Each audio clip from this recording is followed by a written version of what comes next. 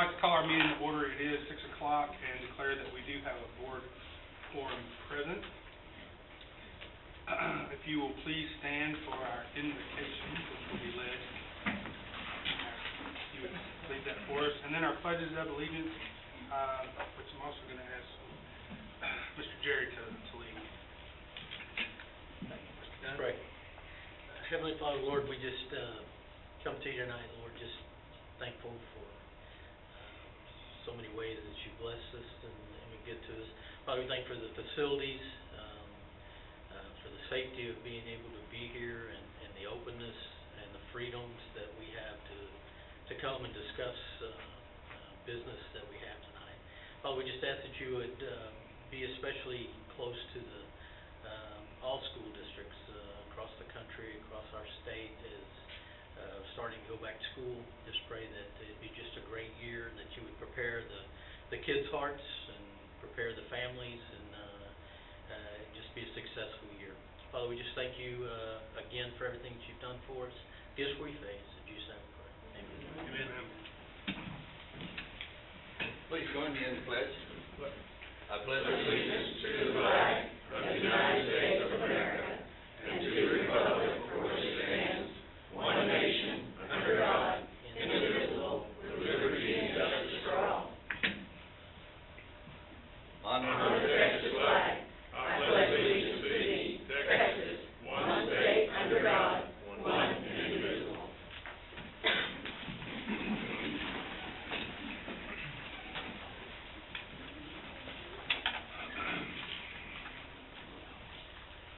Carla, I'm just checking. All right. At this time, in accordance with BD Local, the board will provide an audience with individuals who have signed up prior to the meeting to address the board. Tonight, we do not have any to address at this point. We do have one later to address one of the points later when we get to the reports. So then, the next item that we have will be our consent agenda. Are there any items requested to be pulled from the consent agenda? All right, hearing none, then do I have a motion to accept the consent agenda as presented? So moved. Moved by Mr. Atkins. Do I have a second? Second. Second by Mr. Dunn. All those in favor signify by saying aye. Aye. All opposed by nay. All right, that carries. Thank you. Next item that we have on our agenda is our budget workshop. This time I will now turn it over to Ms. Rebecca Kelly to initiate our budget workshop. Good evening. Yes, ma'am. In accordance with Board Policy CE and in alignment with the district goal that Brazos-Port ISD will exercise fiscal responsibility to ensure financial strength and provide the resources to equip and maintain quality facilities and educational programming, tonight it is my pleasure to present the 2022 preliminary budget. Board Policy CE and Texas Education Code Sections 44.002 through 006 outline the legal requirements for adopting the budget. The budget must be prepared in accordance with generally accepted accounting principles and in compliance with all federal, state, and local requirements. Our fiscal year is September 1st through August 31st. When the budget has been prepared and no later than August 20th, the board president must call a board meeting to discuss the proposed budget and the proposed tax rate. That action item will follow the workshop this evening. To call a public hearing to discuss the budget and adopted tax rate, which is going to be set for August 30th. The budget book in entirety, 116 pages, has been uploaded to your board book and attached to the agenda packet on the website. It includes the 22 preliminary budgets for the General Fund, the Debt Service Fund, and the Child Nutrition Fund. These are the three budgets that are required to be adopted annually by the Board of Trustees. Revenue generated in each fund is comprised of local, state, and federal funds. We're going to first take a look at the General Fund. The largest funding source in the General Fund is property taxes levied from the maintenance and operations side of the tax rate. So if you scroll to page 17 in the budget book, you will see the analysis for property tax revenues.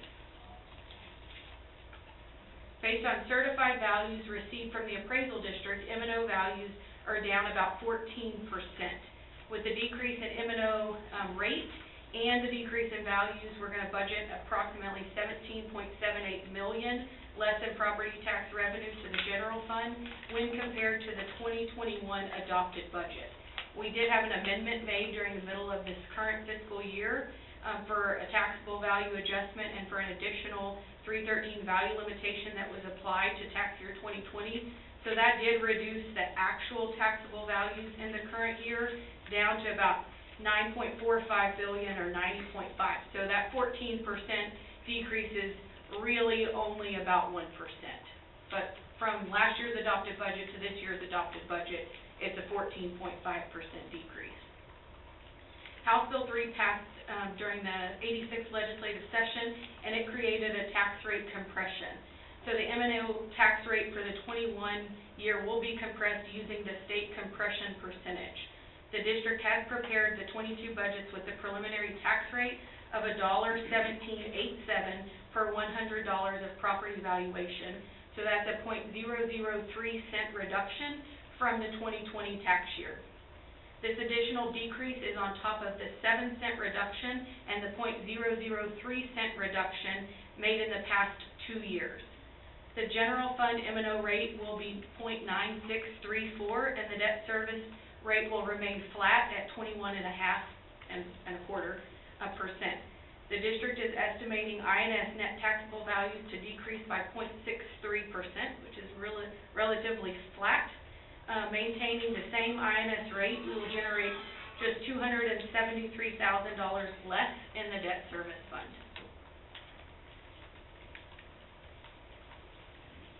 So I did a quick analysis on property values, and some of the things I'd like to highlight are here in this box. The number of single-family residences are up 146 with $44.6 million of new value. So of the value, of the total value increase on single-family residences, 20.5% of that is related to the increase for new single-family residences, and the overall increase to single-family residences is 6.4%, and 20% of that is new residences. The number of homestead exemptions have decreased by 73, so the current count is 13,052. We have 2 new multifamily residences, which brought $21.4 million worth of new value. We have over $4.6 million of new commercial value, and then our industrial values, which is a significant amount of our tax base, depreciated by about 6%, which was offset by about $2.1 billion of new value. The state does contribute a portion of funds to the general fund, and they also contribute an amount towards our teacher retirement system for statutorily covered employees up to the state minimum.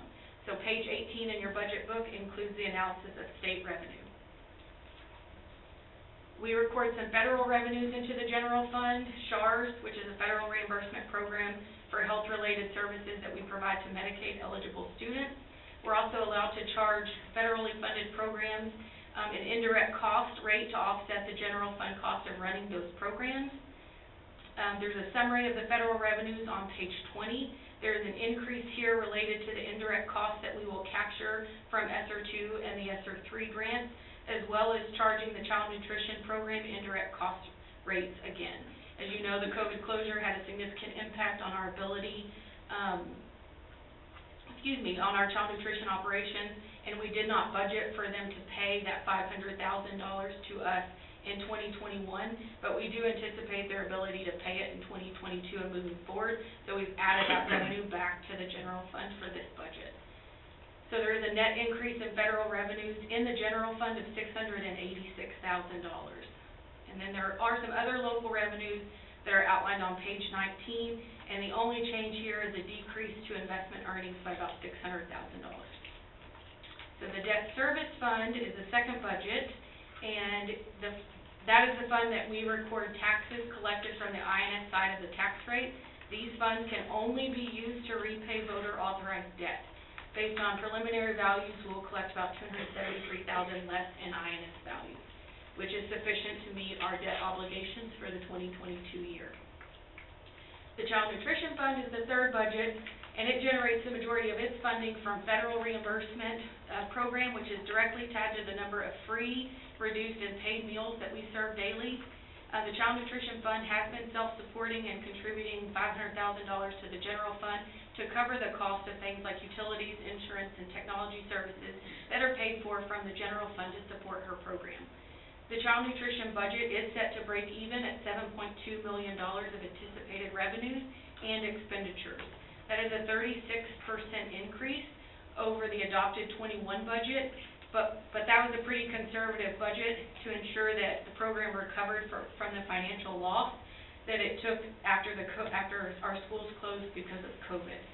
So the 2022 preliminary budget is about a little less than 6% of an increase on the current 21 child nutrition budget. There is an extension of the waiver to serve all students free, and that has helped ensure our students have access to healthy meals, and in some cases up to 3 full meals a day.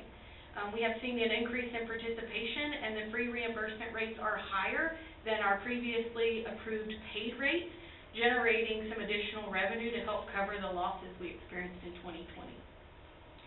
The budget will be monitored through the year and amended as necessary to ensure the program continues to be self-sustaining. The general fund revenues for 2022 total $117,440,000 and $10, which is 77.2% or $90.6 million is generated from local property taxes. The state portion is $10.9 million, that's $7 million under the target revenue system, and $3.9 in TRS on behalf contributions. Based on the recent projections that I have received from Mr. Casey, we will bill and receive about $12.6 million in supplemental and revenue hold harmless payments related to the 313 value limitation agreement. Federal and other local revenues make up 2.7% of the total revenue available, which is just over $3 million. If we look at all funds, total revenue for all 3 funds that the board adopts is $168,269,687. And if you include the federal funds that are administered by other governing agencies, the total preliminary revenue for 2022 will be $205,089,359, with the general fund making up 57.3% of total revenue. Page 12 of your budget book is the adoption of all 3 budgets that the board legally adopts. With the addition of ESSER 2 and ESSER 3, federal funds have increased by over $30 million. These dollars will span 2 budget years with an additional year allowed as carryover. Total revenues included in the preliminary 21-22 general fund budget excuse me, is $117,440,010, which is a 16.53% reduction. Total expenditures for 22 will be $119,324,119, which is a 17.89% reduction. This does result in an adopted deficit of $1,884,109.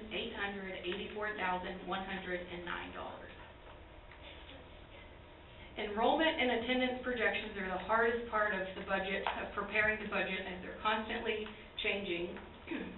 For 2021, we knew that hold harmless was granted for the first 12 weeks, and then we were told it would be granted for the first semester, and then later in the spring we were notified that it would be applied to the whole year, only if we applied for it. So applying the hold harmless is an all or nothing calculation, and while we saw an increase to weighted groups such as CTE and special education, we will not see the benefit of those increases if we apply for the hold harmless for regular ADA. I've run it both ways and revised based on summer PEEM submission count, so actual if we didn't get the hold harmless, and then applying the hold harmless will generate about $650,000 of additional revenue. So we will apply for the hold harmless, which will then be offset from ESSER $2. So we'll wait to get that calculation mid-September from TEA, but I anticipate it's going to be about $2.5 million. But it'll come out off the top of our $9 million ESSER 2 allocation. So weighted average daily attendance for 22 is projected at 14,419. State funding will increase by approximately $1.2 million based on entitlement changes and local property collections. The district will not budget to pay recapture payments for 22. And then looking forward, these are updated revenue projections, assuming we have a pretty stable tax base with a slight decrease to account for depreciation of industrial values. And then enrollment projections are held pretty constant. And then we still have the ongoing uncertainties and challenges estimating the 313 whole harmless and supplemental payment amounts. Those amounts are determined based on the industry value for those projects for that tax year. So now that we've reviewed resources available, the next few slides will discuss how BISD will exercise fiscal responsibility to ensure financial strength and prioritize the educational and operational needs that enable us to continue to set the standard for educational excellence. Net of recapture, which isn't included in this year's budget, payroll is over 86% of the general fund budget. Utilities, insurance, fuel for buses, and the appraisal district costs account for another 6%. That leaves less than 8% of the total budget to be spent on campus and departmental discretionary supplies and other operating expenditures.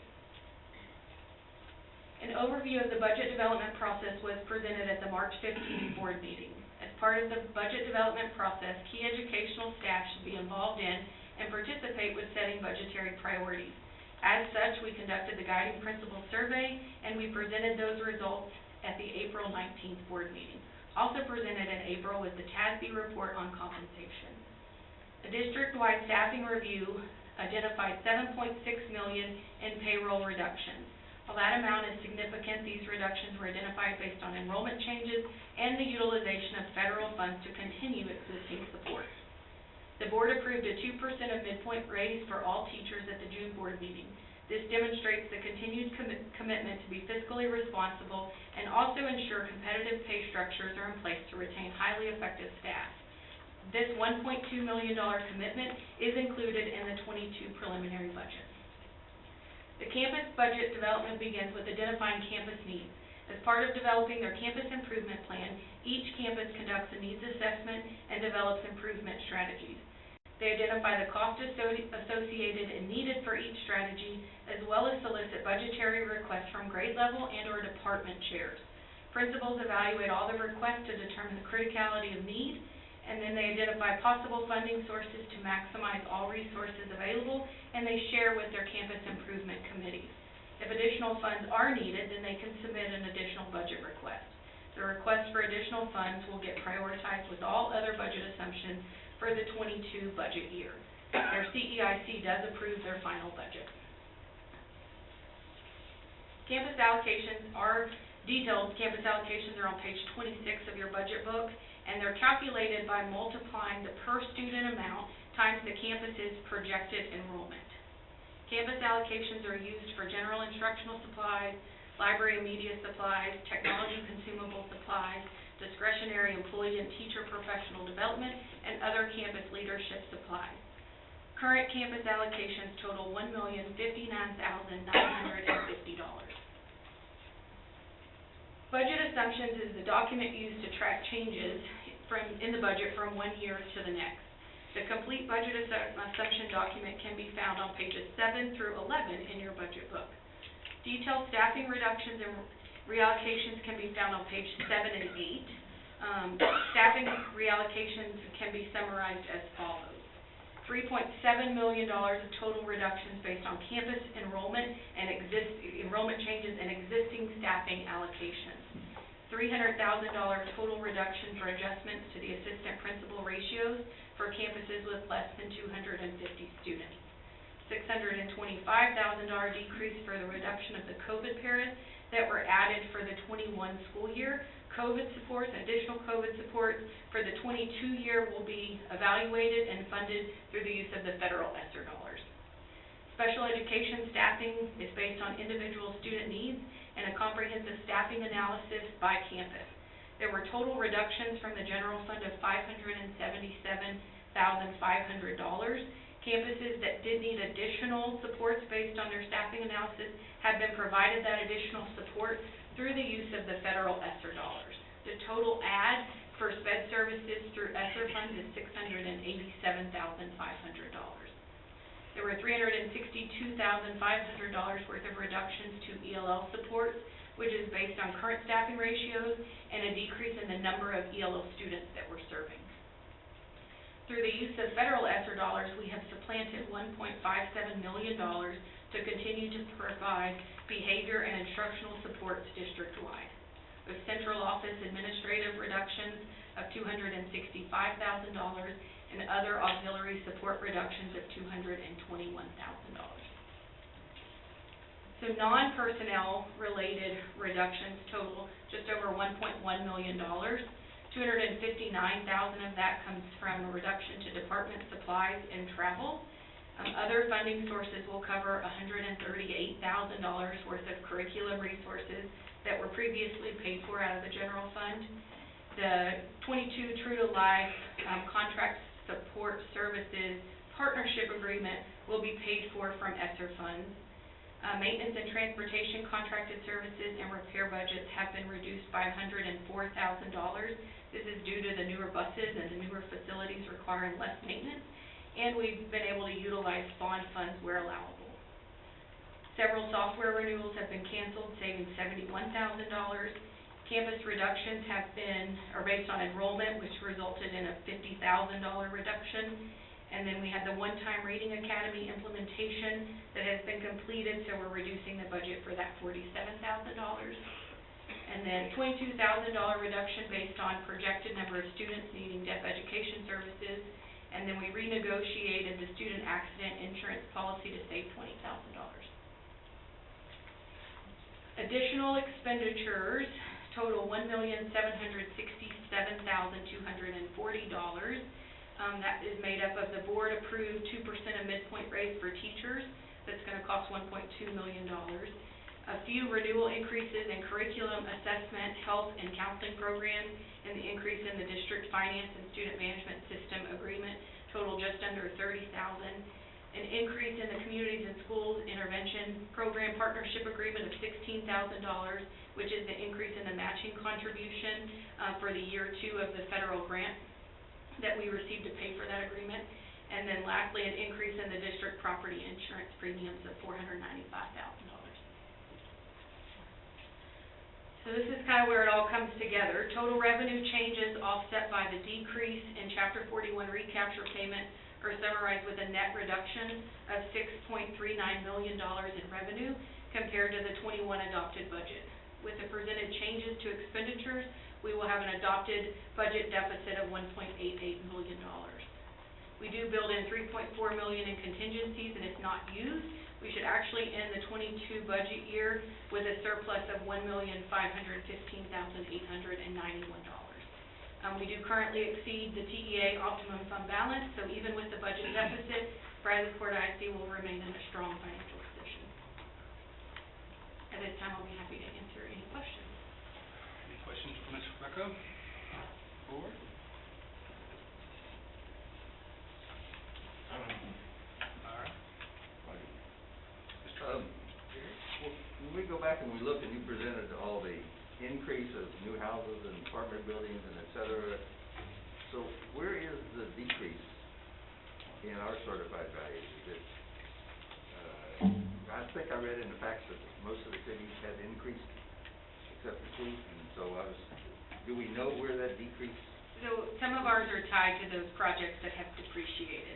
We did have some additional growth, $2 million, but that 6% is pretty sizable, and it's tied to the value limitation piece. So those are capped at $30 million. So even though there's that growth, we don't capture that for M&O purposes.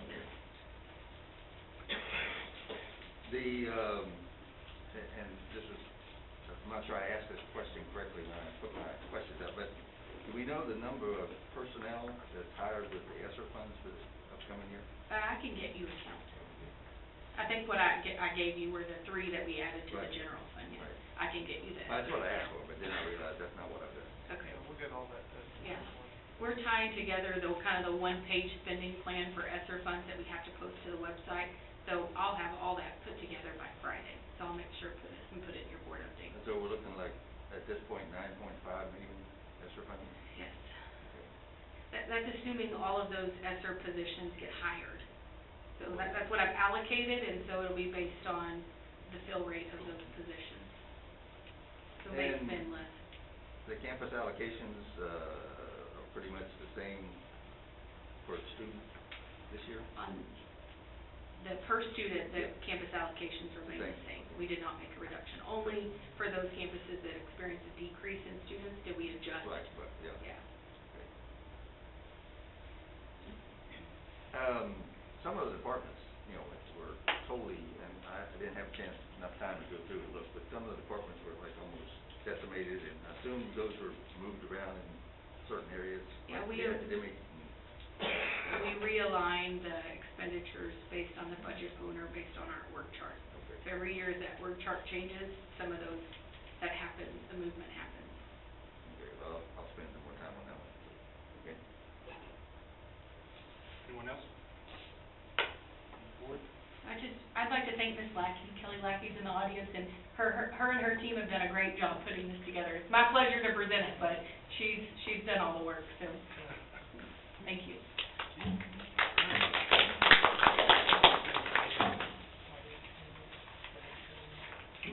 there any audience members who have a question or concern about the budget before we move on? All right, thank you, Ms. Kelly. Next item that we have are our action items, and public comment will be allowed before a vote is taken on each action item. The first, 8A, is to consider the proposing of a 2021 tax rate and schedule a public meeting to discuss the 21-22 budget and the 21 proposed tax rate. This will be quick. Chapter 44 of the Texas Education Code provides notice and hearing requirements to be followed by school districts in connection with holding the public meeting on the budget and the proposed tax rate. Sets out items to include in the required budget hearing and the proposed tax notice in the paper. The budget workshop was held by the Board of Trustees just a minute ago, and they've received regular scheduled updates at the meeting since March. The 21-22 proposed budget includes a tax rate of $1.1787 per $100 of taxable value to fund the budget, which is a 0.003 cent decrease from the prior year rate. The administration recommends that the Board of Trustees vote to propose the 2021 tax rate at $1.1787, and that the board schedule and publish notice for the public meeting on August 30th, 2021 at 6 p.m. to discuss the 22 budget and the 21 proposed tax rate.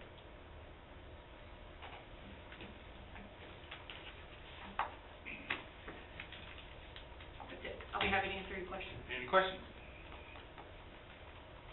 From the audience? All right, then, do I have a motion to approve the recommendation by the administration? I move for approval. Moved by Mr. Schwartner, do I have a second? Second by Ms. Cuellar. All in favor signify by saying aye. Aye. All opposed by nay. All right, that carries. Thank you, ma'am. Next item that we have is to consider the agreement for the purchase of attendance credits from the state. Still Ms. Kelly.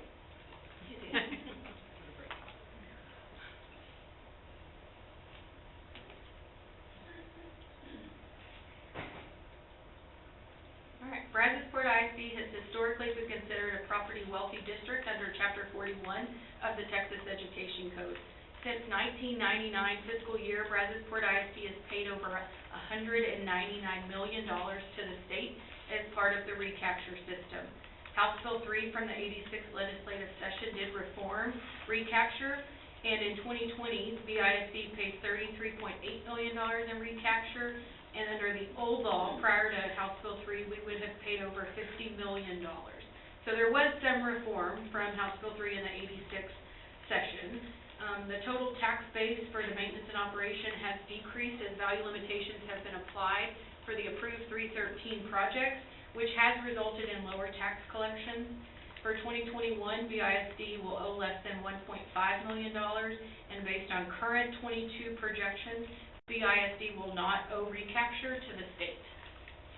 However, when recapture began in 1993, 34 districts paid a total of $131 million in recapture. And prior to House Bill 3, there were over 220 districts who paid over $2.8 billion a year. With recapture on the rise, the state share of funding was declining. House Bill 3 created the tax compression, and at that point, their projected recapture levels for fiscal year 23 were at $2.3 billion. So now that it's been 2 years since that was passed, we have a little bit of information to share. When you look at the recapture amounts from the recent State Appropriations Act, they ended up with $1.36 billion more in recapture than what they said they were going to have when they passed House Bill 3 2 years ago.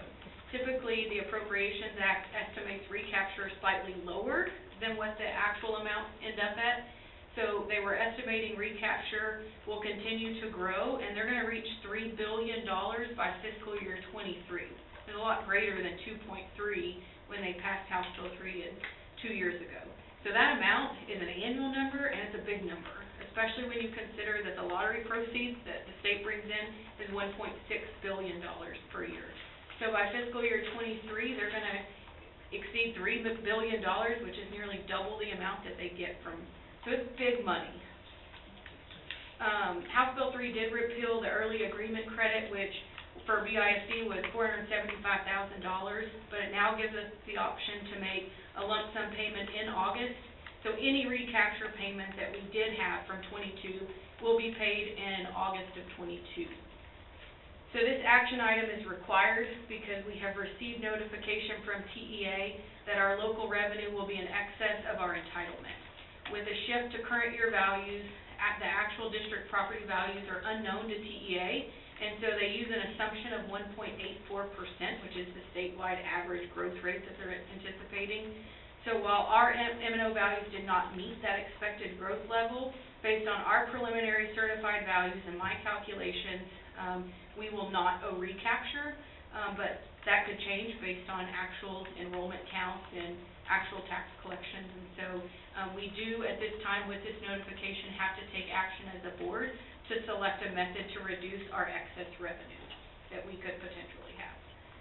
So there are still the same 5 options available. Option 1 is to consolidate with another district. Option 2 is to detach property.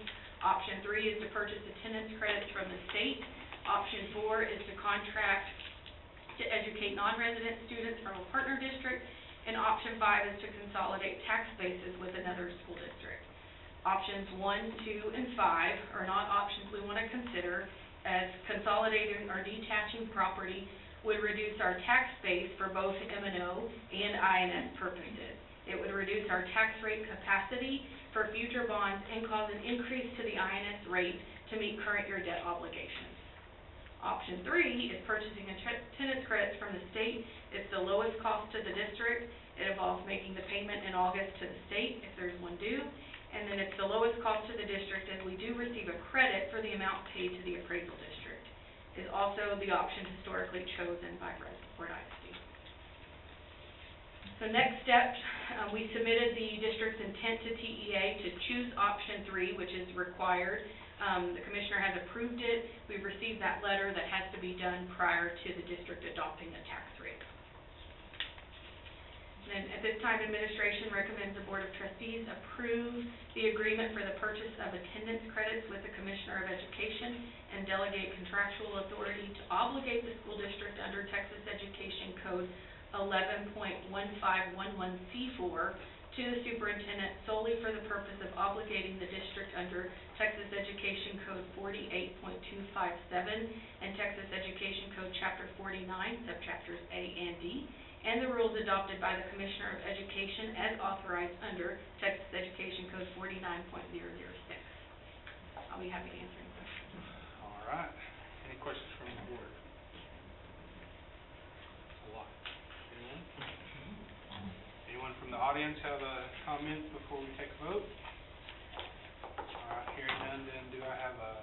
I'll make a motion to approve the administration recommendations for the purchase of the pretty words of the agreement for the purchase of attendance credit. That's the pretty words. The real words are recapture. If possible. So I'll make that motion. Jerry has moved to accept the recommendation from the administration as presented. Do I have a second? Second by Mr. Reinhardt. All those in favor signify by saying aye. Aye. All opposed by nay. All right, that carries. Thank you. Yes, ma'am. Next item we have under action items is action item C, the Student Code of Conduct. Hello, ma'am. You have the floor. Thank you. Okay, well, good evening. In alignment policy local and District Goal 2, it is my pleasure to present the 2021-22 Student Code of Conduct. A Student Code of Conduct is designed to inform parents, students, and staff of a district's disciplinary practices. You have been provided a copy of the 2021-22 Student Code of Conduct that denotes changes from last year's code. As you know, Chapter 37 of the Texas Education Code governs school discipline. The Student Code of Conduct describes prevention and intervention measures utilized to reduce misbehavior, and then describes 6 different levels of misbehavior that categorize seriousness and consequences available at each level. At all levels, however, mitigating factors must be considered prior to removal from the classroom or campus. Mitigating factors administrators must legally take into account in deciding whether to order suspension or removal to a disciplinary alternative school include consideration of self-defense, the student's disciplinary history, intent or lack of intent at the time the student engaged in the conduct, any disability that substantially impairs the student's capacity to appreciate the wrongfulness of the student's conduct, and consideration regarding the status of foster care situations and status of homelessness. The Student Code of Conduct also describes specific policies such as dress code, telecommunication device policies, and transportation policies. Level 4 misbehaviors require placement in our Discipline Alternative Education program. Chapter 37 requires this of certain behaviors.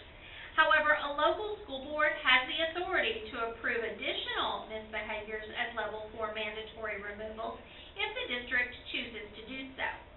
Because our district takes student discipline so seriously, the behaviors listed on the screen are identified in our Student Code of Conduct as Level 4 and require mandatory placement in our Discipline Alternative Education program, even though they are actually considered discretionary by the state. This makes our Student Code of Conduct far stricter than what is required under Chapter 37 of the Texas Education Code. A Student Code of Conduct aligns with state and federal laws related to school discipline. Although there was a state legislative session this summer, changes in this year's Student Code of Conduct are minimal.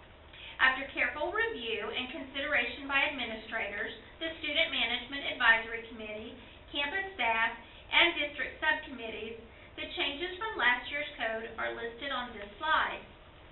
E-cigarette prevention lessons have been taught at the intermediate and high school level, but will now also be taught at the middle school level. While the course content remains the same, teen leadership changed their name to Leadworthy. The person who had been named as the truancy prevention facilitator retired and has been replaced with the name of Julie Engelking. Naming the specific person in the Student Code of Conduct is required by law. Guidance has been provided on the acceptance policy for electronic absence notes that are submitted by parents following a student being absent from school.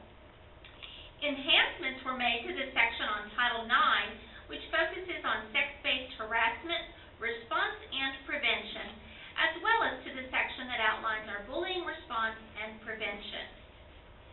A Level 3 violation has been added for false accusation. This is defined as knowingly or recklessly making untrue statements, whether made in writing or spoken, with the intention of damaging a person's reputation and the potential of receiving criminal or school consequences. Notification was added that all Google searches and YouTube videos are recorded and monitored.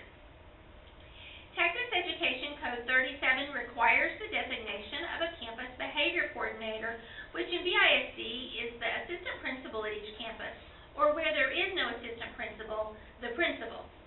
This designation was added in the glossary and clarifies that the primary responsibility is maintaining student discipline and the implementation of Chapter 37, including parent notification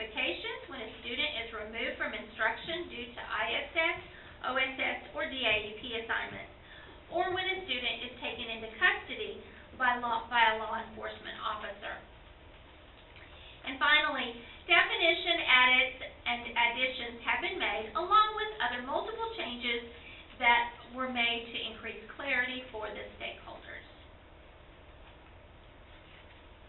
The development of the 2021-22 Student Code of Conduct began in March and included collaboration and input from the Student Management Advisory Committee and campus-based PBIS teams and staff.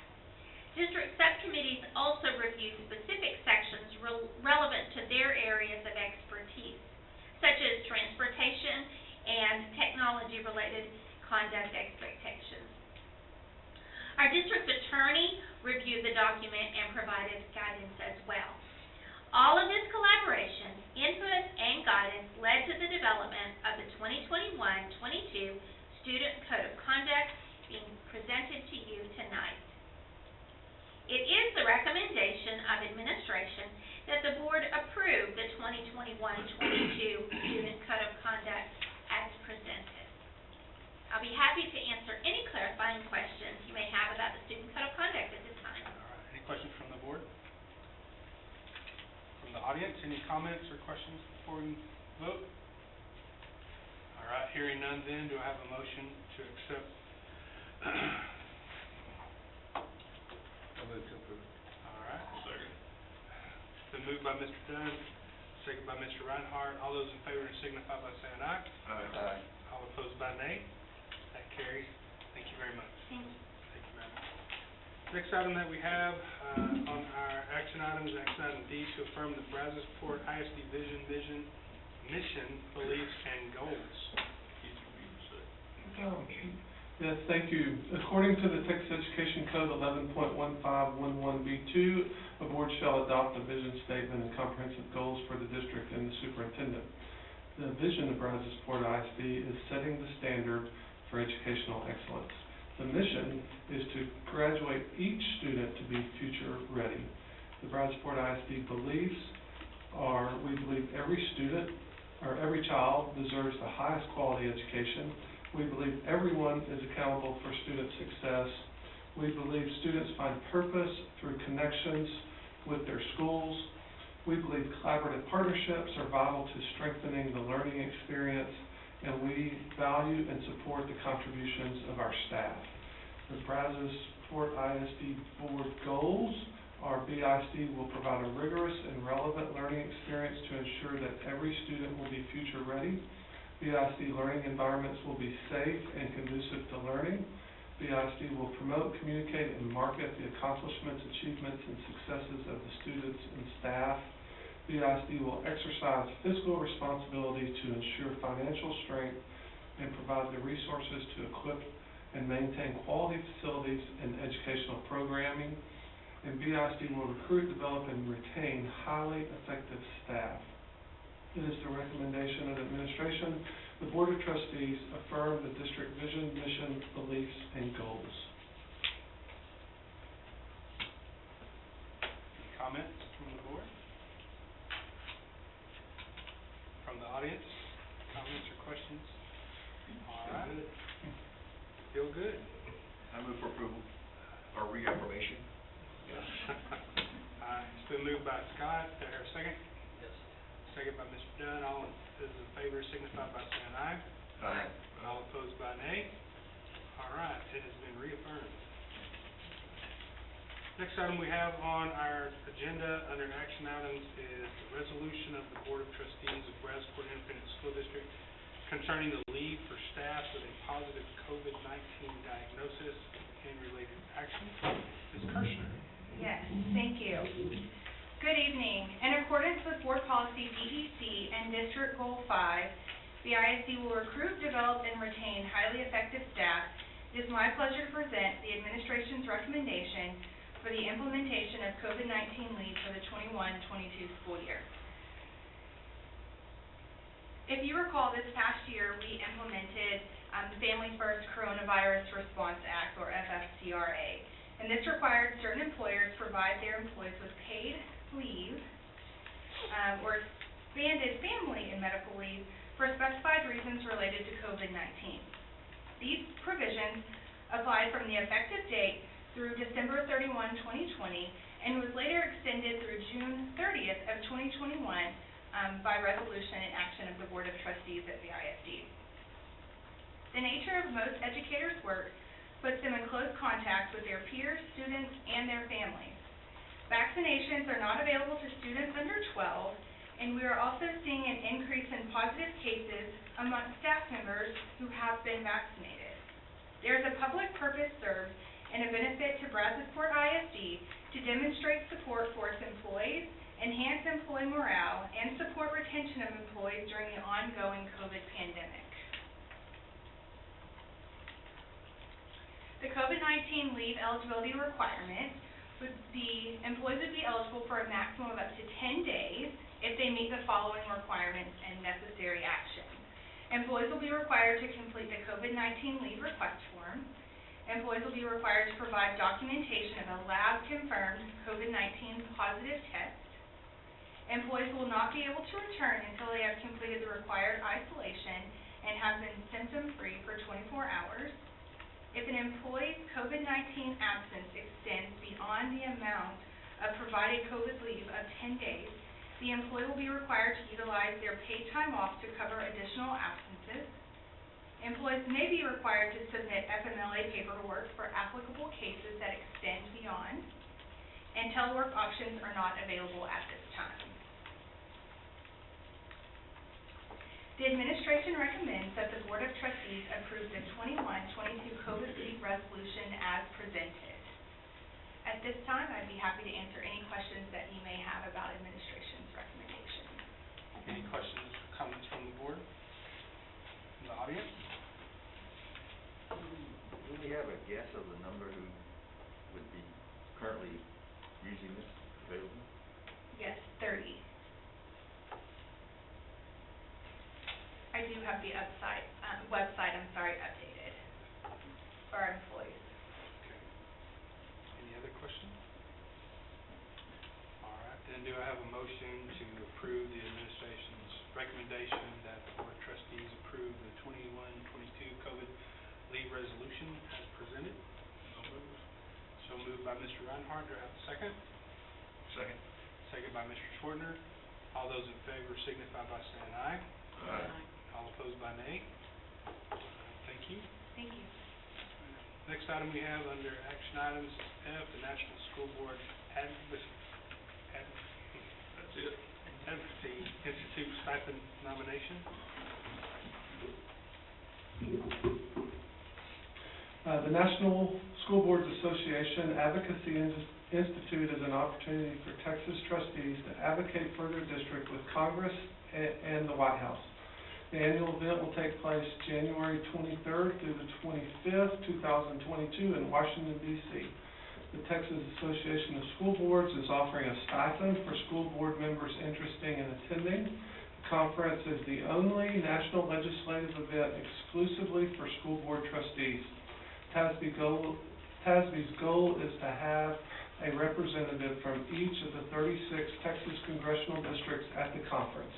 Local school boards may nominate a trustee and alternate to represent their district. The stipend covers the cost of the conference registration and is paid directly to our district. The administration recommends the Board of Trustees approve nominating Mr. Jerry Atkins as representative of Brazosport ISD at the National School Boards Association Advocacy Institute in Washington, D.C. So moved. You're not gonna damage anything while you're there. Do what? You're not gonna damage anything while you're there. Okay. Any questions or comments Then get before we lost in the vote? hallway. Thank you.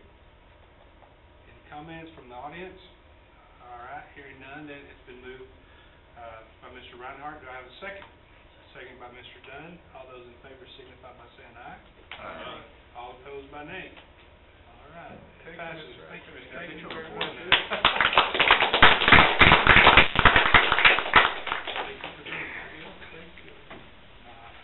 Next item that we have on our agenda falls under reports, and public comments will be allowed on each report, and we do have one speaker, Ms. Corinne Camarada, I believe, for report 9, I'm assuming 9A, the return to the school plan? Yes. All right, would you come to the... Prior to the plan first. But give, Should speak prior to the presentation. No, let her do your presentation. information presented and then we'll... All right. My apologies, ma'am. Then the first item that we have is the return to the school plan, 21-22. Mr. Whitehead. Thank you. Good evening. In accordance with Board Policy EH Local and the district goals, BISD will provide a rigorous and relevant learning experience to ensure that every student will be future ready, and BISD learning environments will be safe and conducive to learning. It is my pleasure to present the Return to School Plan for 2021-2022. A full-length copy of the Return to School Plan has been provided to you in your board book. The Return to School Plan outlines general practices and protocols. These include requiring employees, students, and visitors to self-screen, publishing a dashboard for parents on the district website, and when an individual is confirmed positive, parents will be notified as follows. In grades pre-K through 4, when a COVID positive is present in their child's classroom. In grades 5 through 12, when a COVID positive is in close contact with their child, and when a student's team member or club member is positive for COVID-19. Continuing with protocols, quarantines of non-infected students and staff will not be mandated. However, students and staff should monitor for symptoms and stay home if ill. Students not attending school due to lab-confirmed positive cases will be counted absent, excused.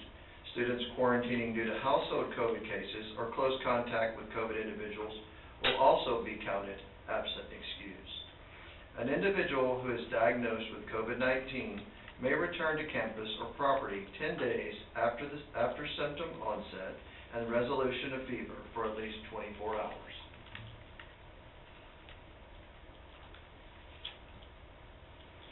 Parents should contact the school nurse when a student is diagnosed with COVID-19.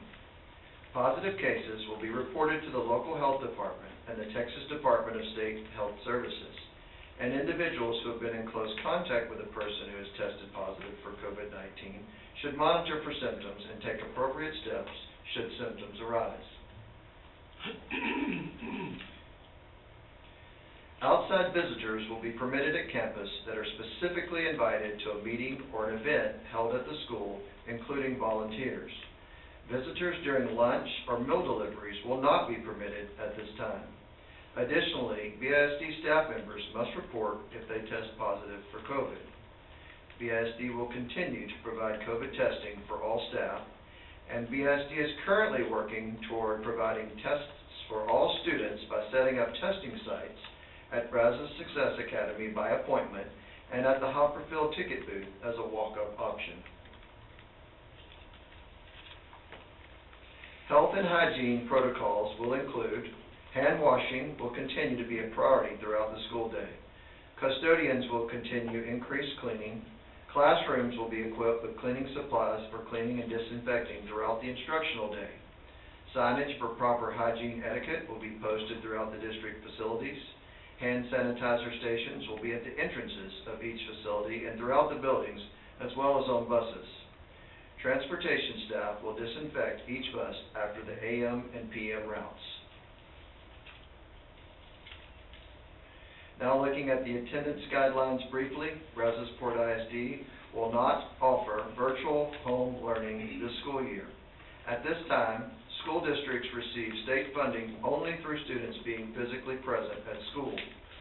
The 2021 Texas Legislature introduced House Bill 1468, which would have funded virtual schools for the school districts, but the bill did not pass.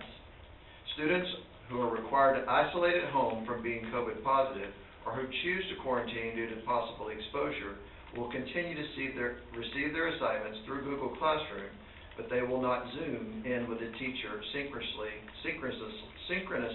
that's a hard one, or live. Perfect student attendance will not be recognized this year as an award category.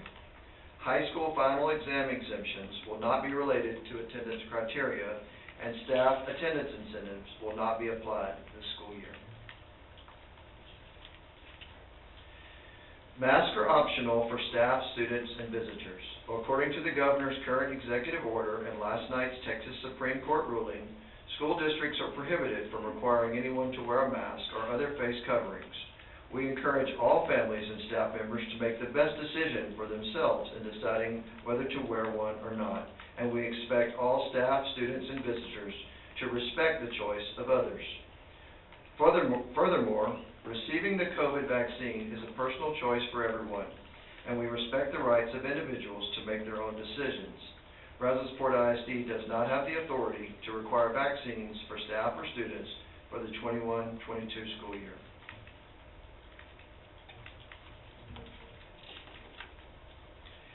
BISD will continue to work with Brazoria County and the Texas Education Agency to mitigate COVID.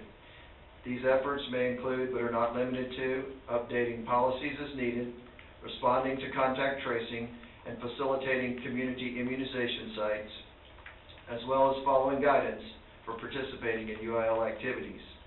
Lastly, just a few additional items to note: students will be allowed to bring their own water bottles to school, and plans and procedures may be modified depending upon the COVID cases on campuses.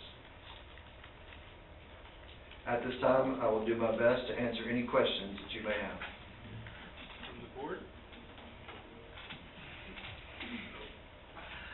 Just a question on the dashboard, that'll be on the website, right? Yes, sir. Okay. It's currently there with staff numbers. Student numbers are not obviously there yet, but I couldn't find it, but we'll doesn't make like sure my. it's easily found. Yeah, we'll pop it out. Joe, I don't. Yes, I will. Any other questions or comments from the board? From the audience? Question or presentation? Sir? Or you would like questions, or would you like to speak to the board? I would like to speak. I have some questions. Come to the microphone, so everybody As can I hear. go. All right. Good evening. Hello. I'm here to beat my head against the wall again.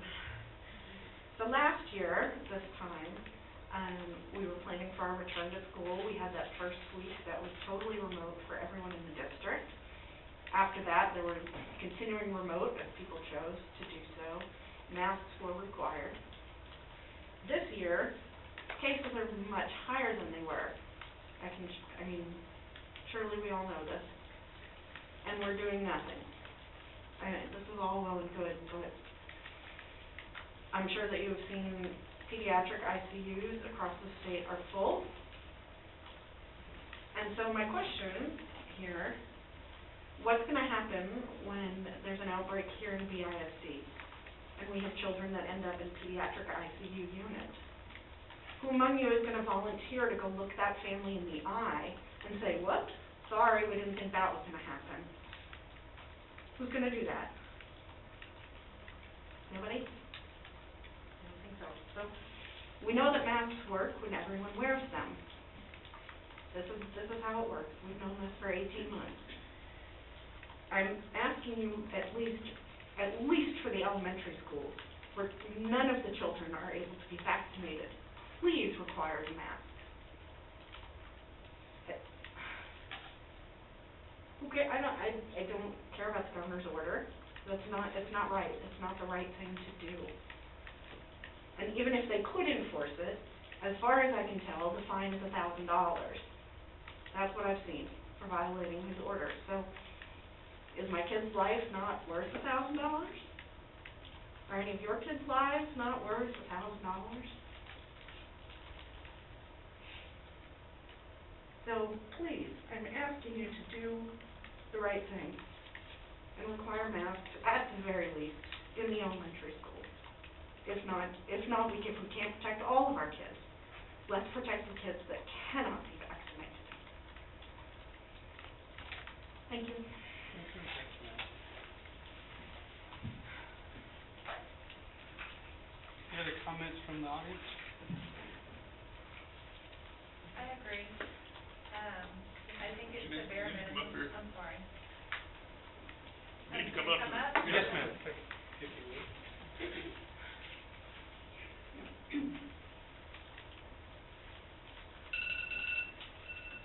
Thank y'all. Thank you, ma'am. So, I agree with her, at least, bare minimum that we can do. If there's a small chance that this can help our kids, it's specifically our elementary kids, at least until they're allowed to be vaccinated, I think it is the right thing to do. You know, our kids mean the world to us. They're our most precious things, and, you know, all of us don't agree, the masks, the non-masks, the vaccines, non-vaccines. But at the end of it, I think that, you know, if we could just do the small things a little bit longer. Again, like she said, the cases are so much higher now. We have to worry about full ICUs, things like that. So, you know, I hope that it's something that you can consider, at least among our elementary students. Thank you. May I get your name, ma'am? My name's Amanda Badawi. What was the last one? Badawi, B-A-D-A-W-Y. And I have a 10th grader and a daughter going to 3rd grade. Thank you. Thanks. Any other commenters from the audience? Yes, sir? Oh, okay, all right. I saw the head nod, just making sure. All right. Well, I guess I have, you know, and I somewhat agree on the mask working and the student safety and the kids under 12. You know, we're in a tough situation. You know, we're not saying that they can't wear masks. In fact, my 2 grandchildren up north of Austin, they started school and they're wearing masks on their own. Of course, their mothers are nervous, so that has a little influence. But, you know, protecting the students is primary, and the teachers and staff and all our employees. So, you know, from my perspective, I'm encouraging people to wear masks. You see, I've got mine on. I've been vaccinated, but I just think it's a good thing to do. I think it's the right thing to do. But we're not saying you can't wear masks. That's the thing. It's the option. So I know the governor says personal responsibility, but he's got different things going on, and I can't keep up with him, so I'm not worried about him. The thing is that from my perspective, you know, I'll be wearing a mask for most of the time. So I think it's a good deal. I think all the parents should consider, you know, having masks on, especially under 12. And with the only question I have, I'm not sure the cases are higher now. They're trending that way, but they're not past the element at this point that I know of, that I've seen. Would you like me to show you? No, I'm just saying, I'm just making a comment. You know, you can send it to me if you would. Sure. But I'll be happy to. but I don't really care about that. I mean, I do care, but, you know, that's not really a factor in making the decision. So I think the school district is positioned, you know, and I agree with you. I'm not sure how they're gonna fund or fine anybody. They don't even know. They don't even know if it's per day, you know, per case, per whatever. So, have a fellow board member in Dallas that I communicate with, and, you know, they said, we're gonna do it. So, you know, my point is that whatever we can do as a community, as a school district, you know, to help reduce the spread, you know, I think that's what we should do, take that personal responsibility and look out for the kids. So that's my point. I don't know what the point was, but that's mine. I feel better by saying it. All right. And this is just a report. Just a report, no, yeah, we're not. Mason, Yes, sir? somebody else wants to come up. Yes, ma'am?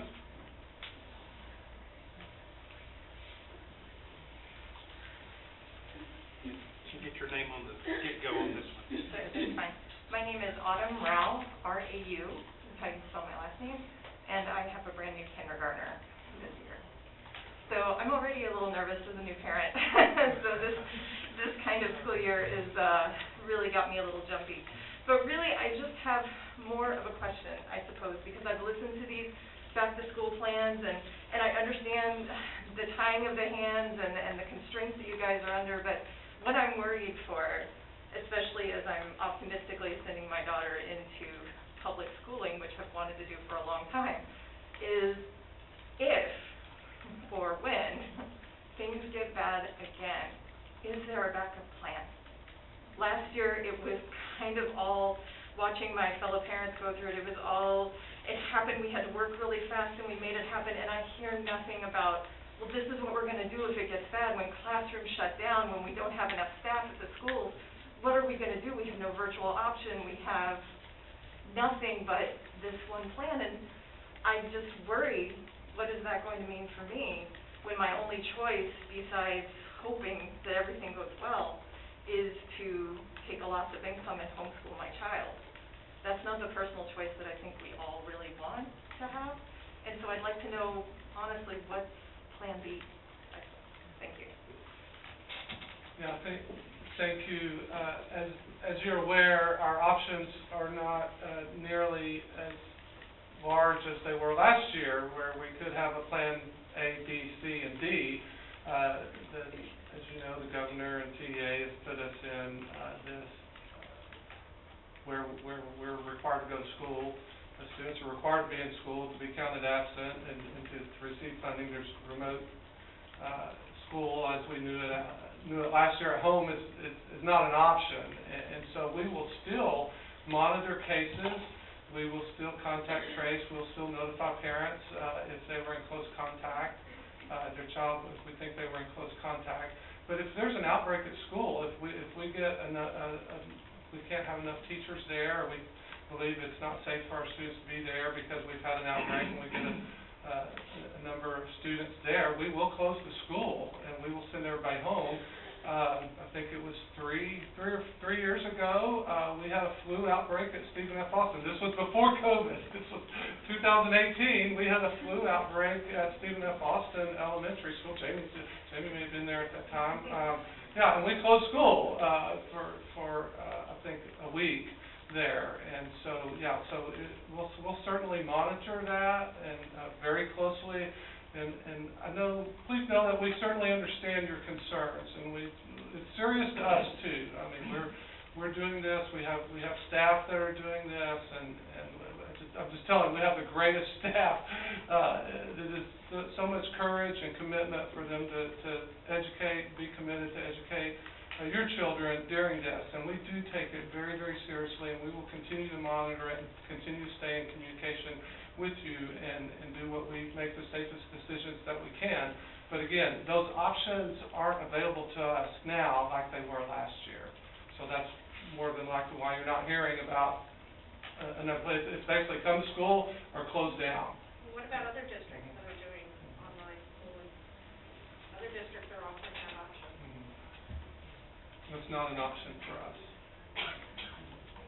I'll speak up so I don't have to keep going back and forth, but just in response to that. I mean, y'all's opinion, last year, I would say that it went a lot better than I anticipated. You know, there was, from what I've seen, more precautions. All the kids had masks, you know, staff had masks. There was what seemed like a real plan, and it was effective. And I mean, who knows what's going to happen this year, but this whole new Delta strain of children are getting more sick, it's more rapidly spread. Wouldn't it make more sense for, you know, everybody involved, if they're wearing masks, and that is more of an ability to control cases where we don't have to do the inconsistent in-school, out-of-school, shut down, go back, lose money, you know, virtual this or not. I mean, doesn't that make more sense to do that? I mean, there's things that have been proven to work. We had kind of a good run at it last year, I would say. I get the whole governor order, but I just don't see, if it worked well then, it will probably work well now. That's my opinion. Do the right thing for the kids, not scared to come summer. Scared.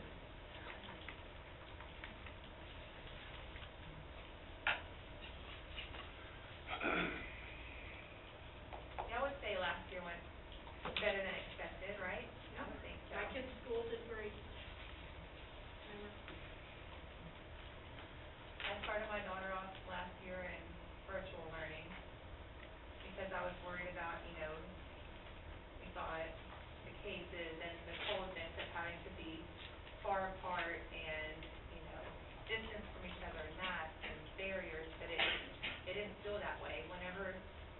went back to school after the first semester, you know, it felt warm and inviting, and everybody was happy, you know, people were healthy for the most part, you know, you had cases here and there, you know, in elementary schools at least. This is, I mean, I'm sure these are points that you've considered, but if not, you know, please consider them. I'll jump in and share just a little bit. Clearly, we do care about the kids. Of course.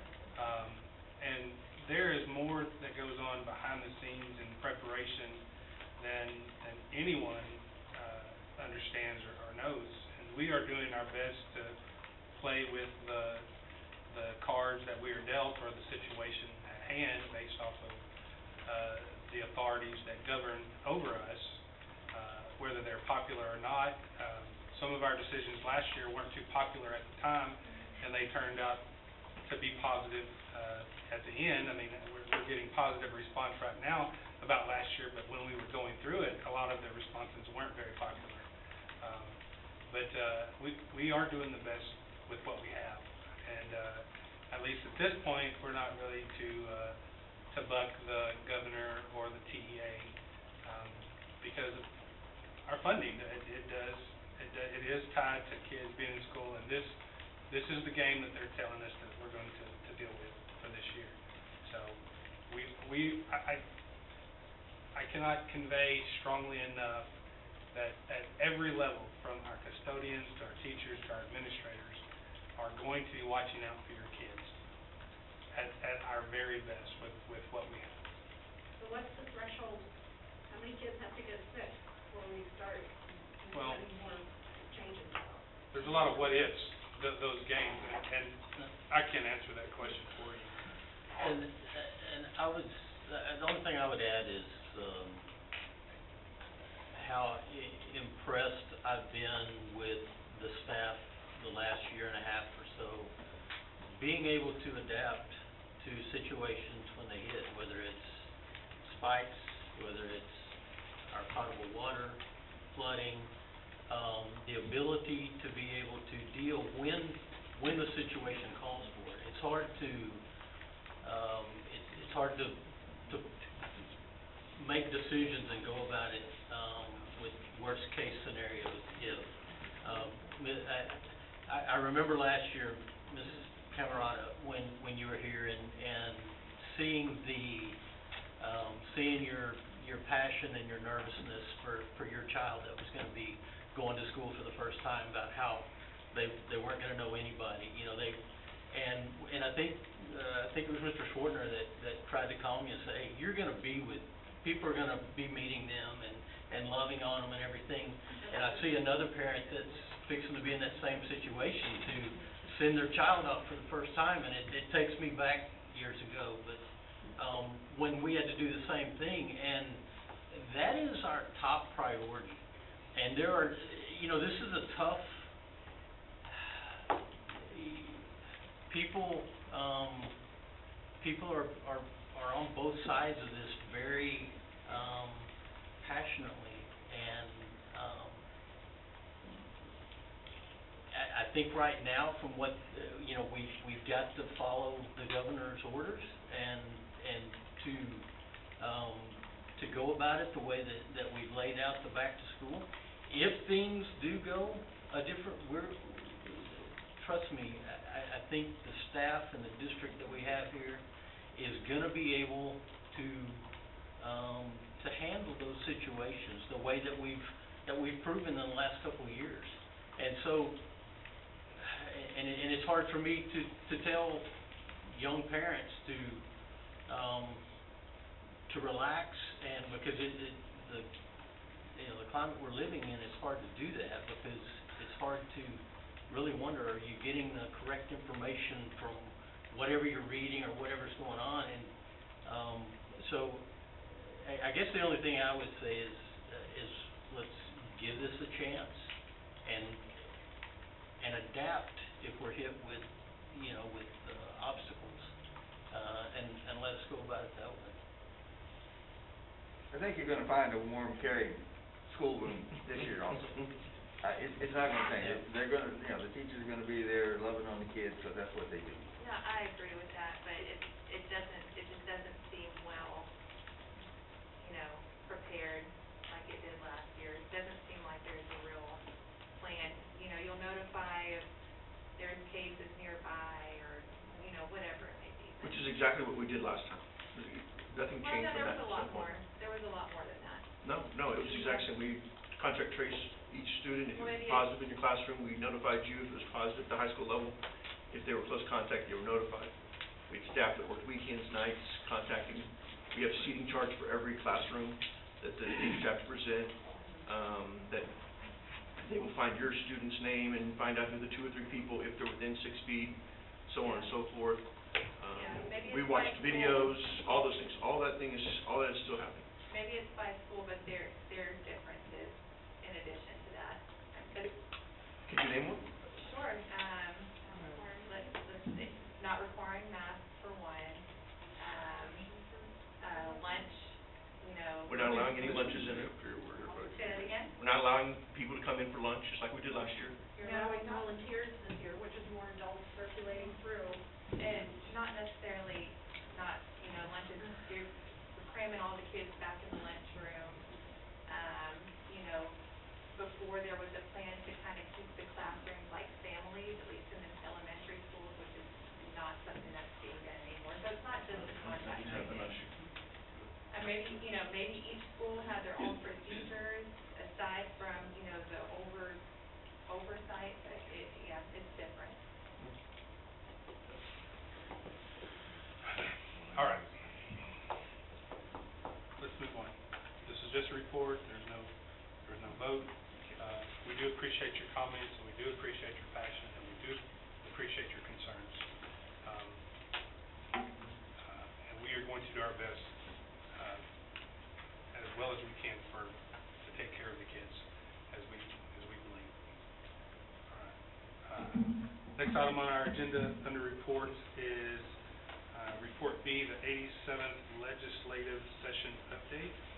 Okay, good evening. Moving on to the very non-controversial topic like the Texas Legislature.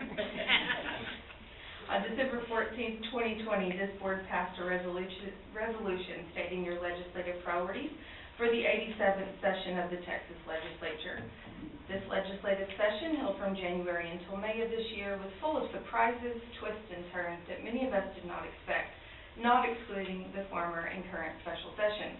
It is my pleasure to present an update and highlight some specific bills as they relate to the priorities that you passed. During the special session, we worked with our elected officials to be a resource of information so that they could fully understand how changes that were being introduced may impact public education and BISD specifically. These conversations were always welcomed with gratitude and an open mind by our legislators and their staff. Additionally, we worked with educational advocacy groups to ensure our connectedness and understanding of the hundreds of bills that were proposed related to public education. Mrs. Kelly and Mr. Massey traveled to Austin in March. Mrs. Kelly testified in favor of SB 1255, and she returned to Austin to attend hearings on House Bill 1556 and meet with Representative Basut on 313 related topics. BISD will continue to dialogue with our elected officials through the special sessions as needed. BISD prioritizes policies that promote local control and expand flexibilities under the District of Innovation options. There were no bills passed that modified the voter turnout or ballot language needed to pass a bond, but there were several bills passed that do impact local control. House Bill 1525, known as the House Bill 3 Cleanup Bill, is a long, comprehensive bill that not only relates to school finance, but a host of other issues. HB 1525 addresses school health advisory committees, also known as SHACs. This bill states that SHACs are now subject to some provisions under the Open Meetings Act. Parental consent is required for human sexuality education, and human sexuality education materials must be made public. House Bill 2073 requires that a governing body develop and implement a paid quarantine leave policy for peace officers. Senate Bill 1116 requires a county, city, or school district that holds an election to post election results to their website.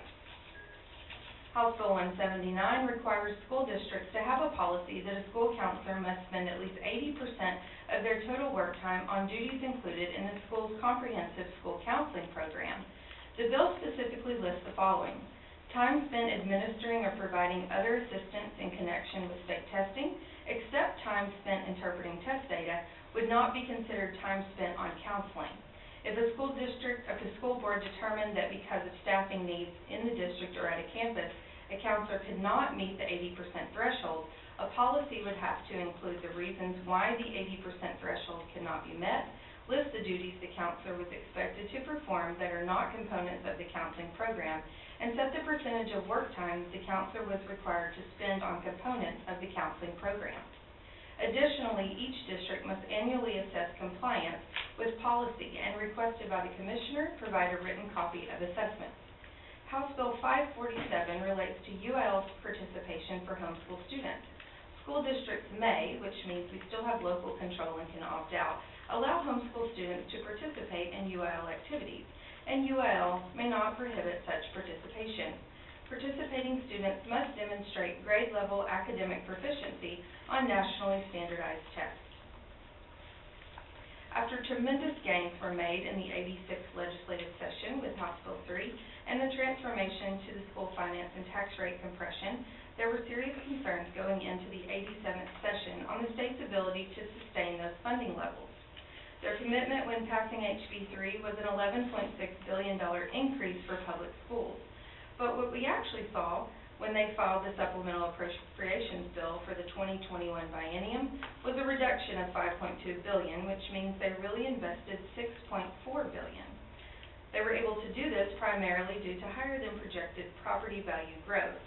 When you look at recapture amounts in the Appropriations Act, they ended up with $1.4 billion more in recapture than what they anticipated it was going to be when they passed House Bill 3. Bottom line, while we thought we may see some major cuts in the total state budget for all funds would decrease overall, funding levels for House Bill 3 were indeed sustained. House Bill 1525, again known as the House Bill 3 cleanup bill, directly related to BISD's education funding priority to support measures that ensure the continuation of House Bill 3. Notable points from this bill are the added back GT weight, the changes in weights for CTE course levels, flexibility on the uses of compensatory and school safety allotments, a reduction in IMA funding, and a tax compression to 91.34 cents. Unfortunately, there was no successful legislation to extend the current provisions of the 313 tax code. The current expiration date for the program will be December 31st, 2022. If Chapter 313 is not addressed during the special session, and at this point it is not looking promising, it will expire before the next regular session of the legislature in 2023. While this will not impact any of our current agreements, it will mean the incentives this section of the tax code provided to companies to invest in our area will not be available for us to leverage to promote economic growth in the Brazosport area. Assessment and accountability are always hot topics during the legislative session and an area that brings many bills and many opinions. You, as a board, set 4 priorities that oppose the A through F accountability rating system, supported the creation of an accountability system that appropriately measures all components of an effective education, opposed the facilitation of the STAR exam for the 2021 school year, and supported the creation of fair and equitable assessments to measure the growth of all students, and limit the number of assessments to only those required to meet ESSA federal requirements. While not all of those issues were addressed specifically, many bills impact assessment and accountability as a whole. House Bill 4545 is a big bill. This bill is related to student assessment and acceleration instruction. Here are some highlights of this bill, but please know this is by no means a comprehensive list. House Bill 4545 removes statutory high-stakes requirements for students in grades 3 through 8 to pass required exams for promotion. It requires schools to establish accelerated learning committees for each student who did not perform satisfactory on state grades 3, 5, and 8 math or reading exams, replacing grade placement committees. Each time a student fails to perform satisfactory on grades 3 and 8 STAR assessment or an EOC assessment, a school district must provide an accelerated instruction to the student in the applicable subject area during the subsequent summer or school year. Accelerated instruction must be provided individually or in groups of no more than 3 to 1 teacher. This bill prohibits the district from pulling a student from instruction in foundation or enrichment curriculum or from recess or accelerated instruction. It requires the district to place the student that failed to pass with a master, exemplary, or recognized certified teacher the following year, or provide at least 30 hours of supplemental instruction. And it allows parents to request specific teacher or teachers under certain circumstances. House Bill 773 addresses indicators of achievement and allows a new post-secondary indicator in Domain 1 in the A through F rating system. Additionally, it requires TEA to include students who successfully completed a program of study in CTE as a performance indicator when evaluating the performance of high school campuses in districts that include high school campuses, beginning with the 21-22 school year. House Bill 1147 is related to military readiness indicator by adding enlisting in the Texas National Guard as an indicator of military readiness to qualify a school to receive CCMR bonus. SB 1697 is a bill that addresses a parent's choice for retention. A parent or guardian may elect for a student to do any of the following: repeat pre-kindergarten or enroll in pre-kindergarten if the student would not have been eligible to enroll in free pre-kindergarten during the previous school year, and the student has not yet enrolled in kindergarten. Repeat kindergarten or enroll in kindergarten if the student would not have been eligible to enroll in kindergarten in the previous school year and has not yet enrolled in the first grade for the 2020-21 school year. For courses taken for high school credit, repeat any course in which the student was enrolled during the 2021 school year. If a school disagrees with the parent's decision, a retention committee would meet with the parent to discuss the student's readiness for the next grade or course. After participating, parents may decide whether the student should be retained. The school must abide by the parent's decision. If a parent does not meet with the retention committee, a student may not be retained. Students retained by parents qualify for full ADA for the purposes of school district funding. House Bill 999 was created as an emergency measure at the end of the 2021 school year and created a special individual graduation committee. This bill provided that an individual graduation committee may be determined that a student is qualified to graduate without considering the performance on their EOC if the student was a senior during the 2021 school year, and HB 1603 made that provision permanent. BISD's priority as it relates to the privatization of education states that BISD opposes any form of taxpayer subsidy to private or charter schools. Several bills were introduced that would have greatly expanded the privatization of education through vouchers and other forms of tax credits. Charter school advocates made a strong push this legislative session to grant charter schools a great amount of developmental latitude by supporting legislation that would erode the local control of public municipalities. Many of these bills had the support of the chairman of the House Public Education Committee, but still failed due to strong opposition from public school advocacy community and municipalities. Unlike last session, few of the major bills to increase transparency and accountability of charter schools even received a hearing. However, the major charter school priority bills failed to pass.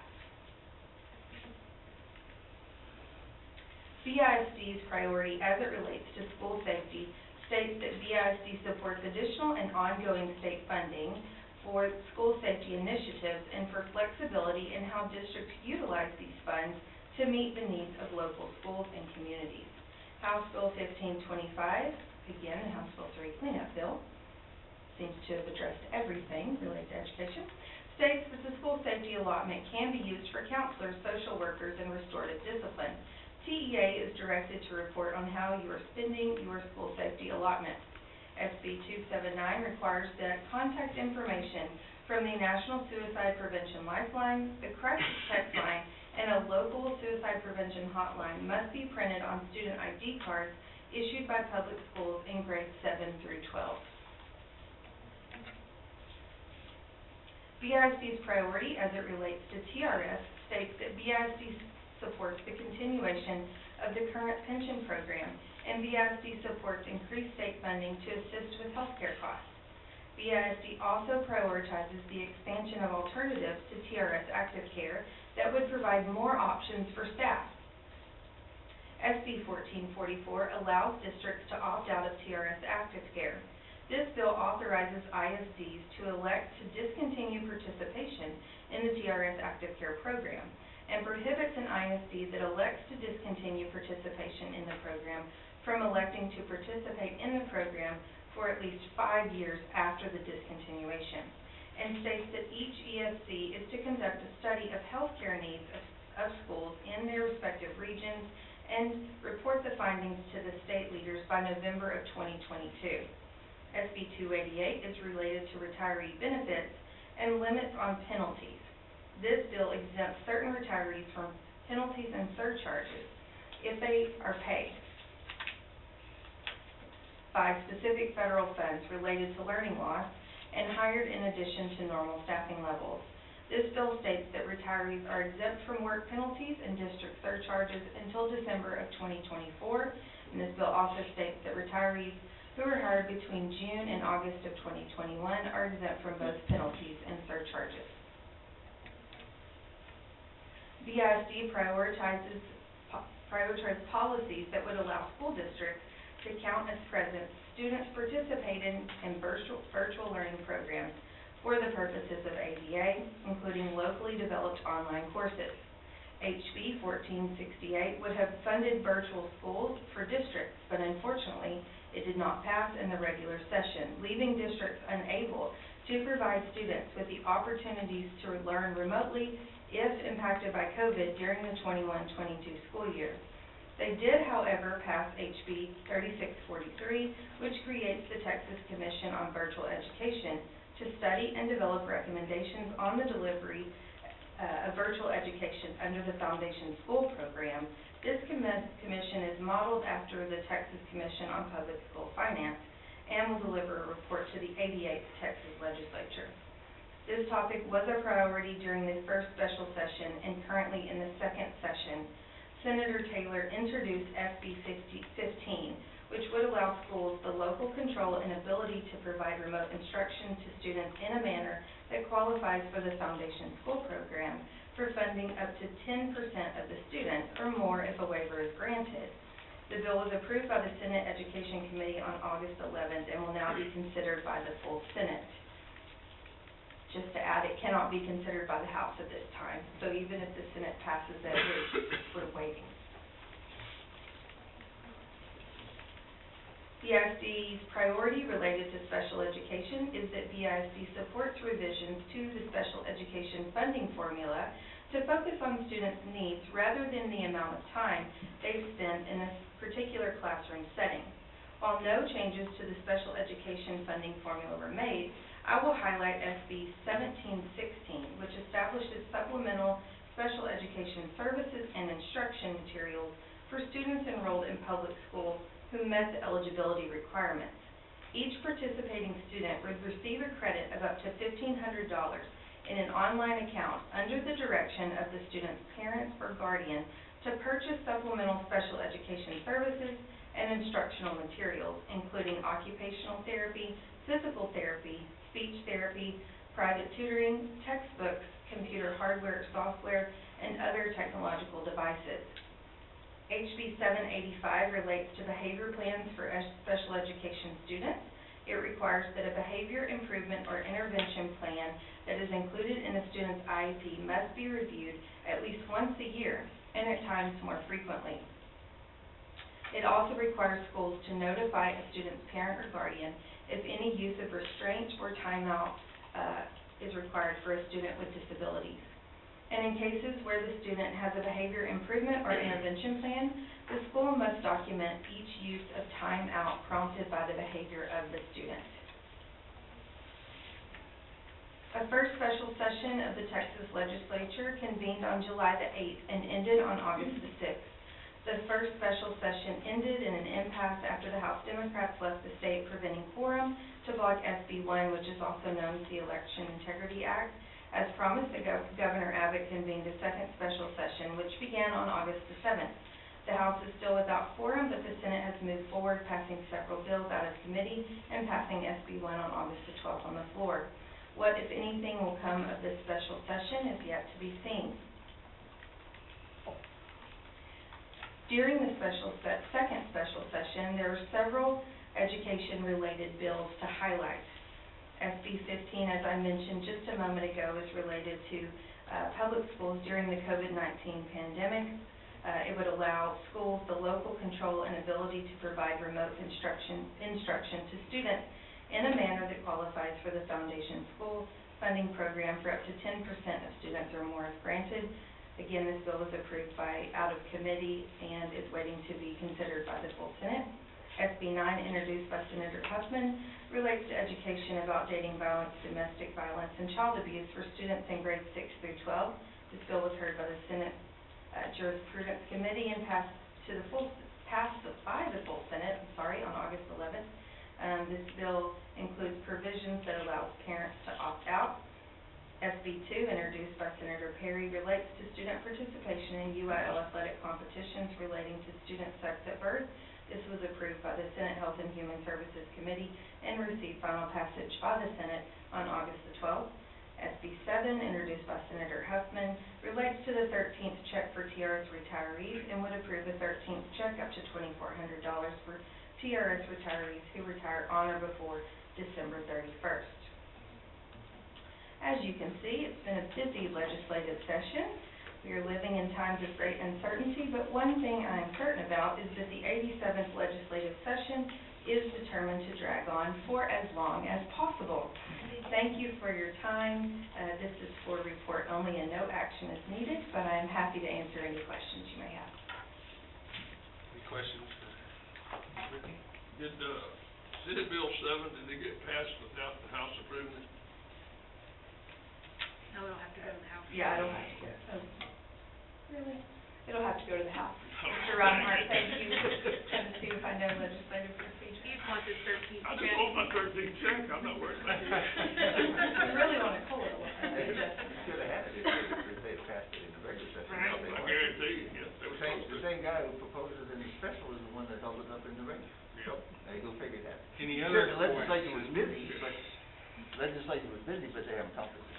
Thank you for highlighting that, Mr. Ag. Very important point. Any other questions? from the board?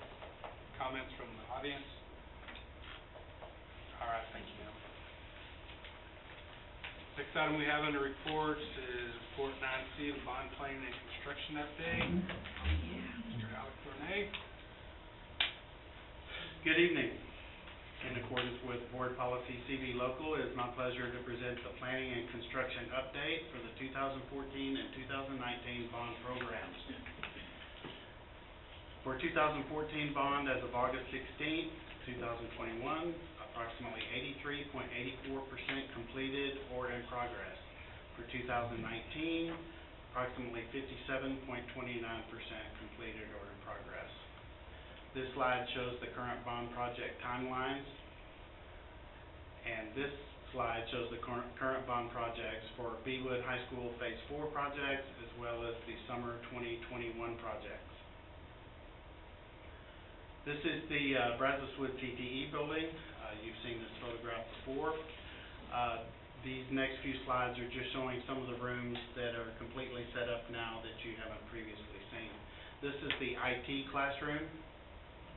This is the health science lab. It shows the ambulance on the left, and we finally now have the dental chair in place, which we have not seen until the past week. This is also the ambulance that shows the graphics on it, as well as the monitor where the students can stand outside and watch on the monitor what's going on inside the ambulance. This is the health science lab. And this is the intro to welding shop. And this is the Brazos Wood main campus aerial view, which was just taken in the last 2 weeks. This is the main entrance to the main campus. And this is another view showing the main entrance with the public space in front. This is the three-story building with the media center, which will contain the media center and aqua science. This is one view of the auditorium entry, kind of looking from the student parking lot. And this is looking from the other direction at the auditorium entry. And yet another view of the front leading into the auditorium area. This is the student entry from the main parking lot. And this is the main entry vestibule as you go into the front entrance. This is on the second floor looking down into the front lobby.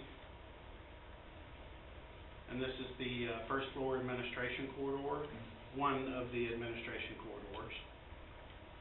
And this is a life skills lab.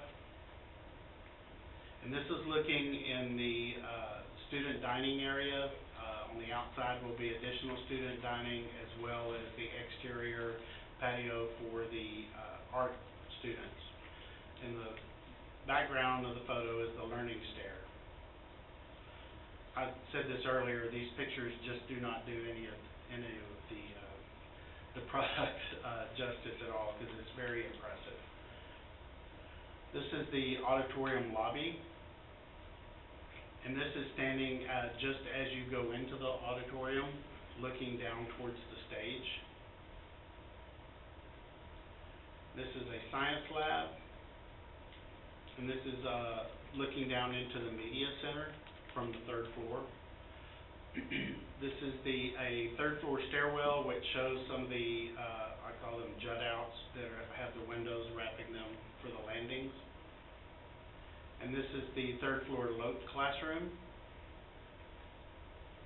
And we'll move to Beewood softball. This is the restroom and booster pad foundation. We should have concrete on the ground very soon. This is over at baseball for the electrical duct bank. And this is also at baseball, the locker room and addition pad. The addition to the building pad. Over at Brazoswood Tennis, this is the locker room, offices, and storage building. This is another view of the building with the tennis courts on the right. And the Brazoswood Field Sports, this is the shot put and discus pad. And the new practice field behind Slade Field. Over at Brazoswood, behind the swimming pool is the ROTC pad. And moving on to the Technology and Resource Center, which is the old CTE building. This is the front lobby.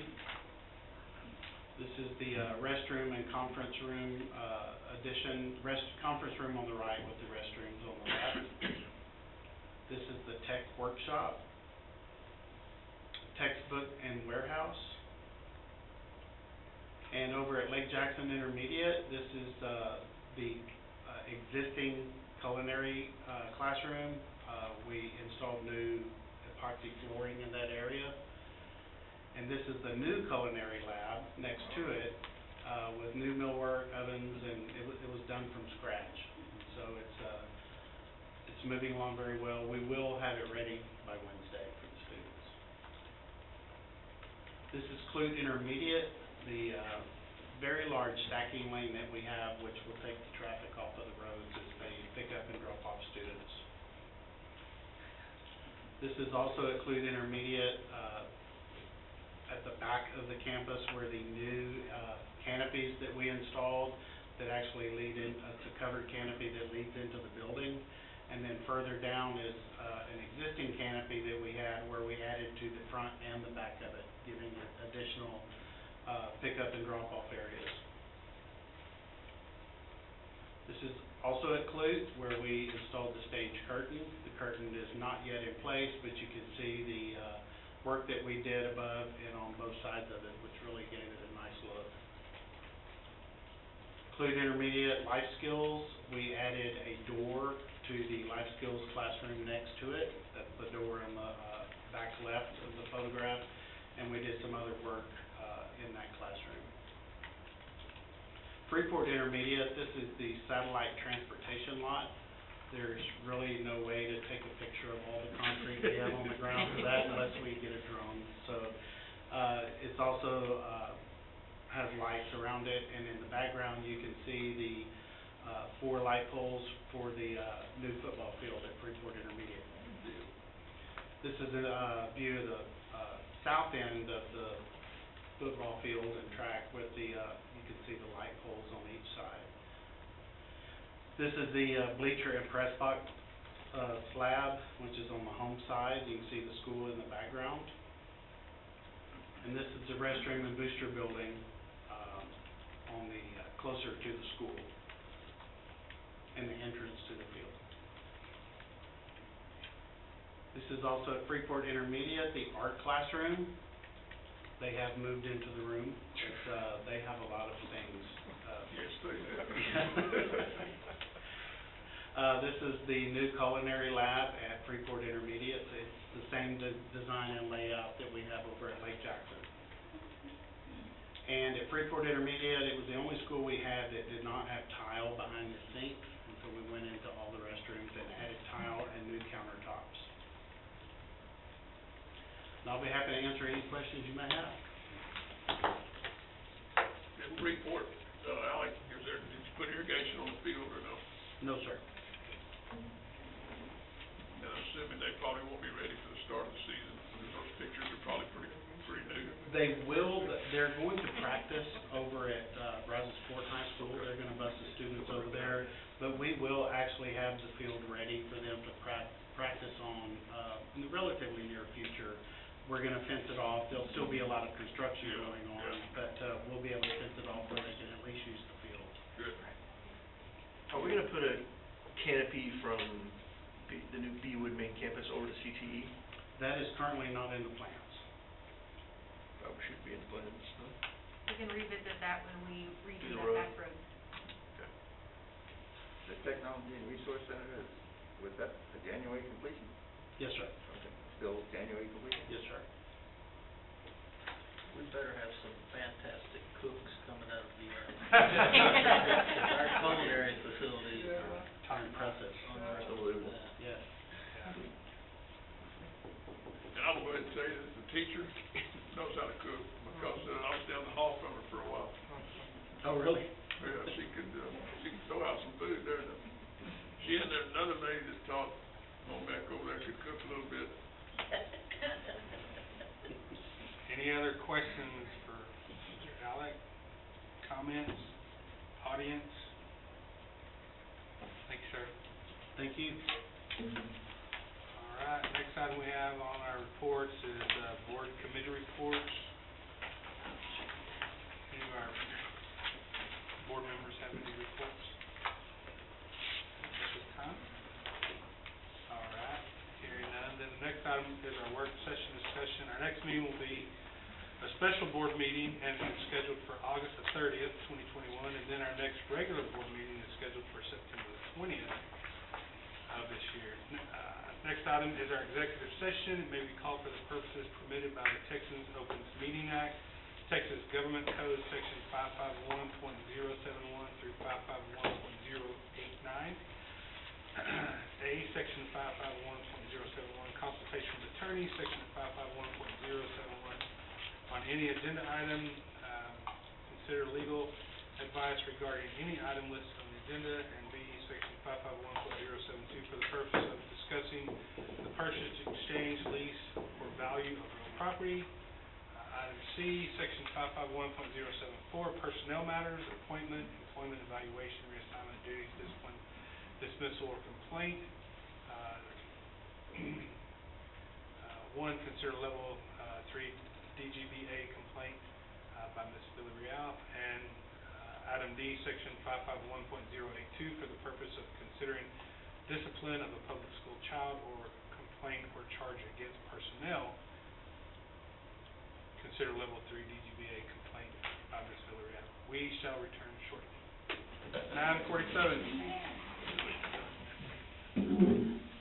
Call us back into session. Yes, we need to go into back into open session, Mr. President. Mr. President, I move that you complain. Sorry, read it. Make sure the recording's back on.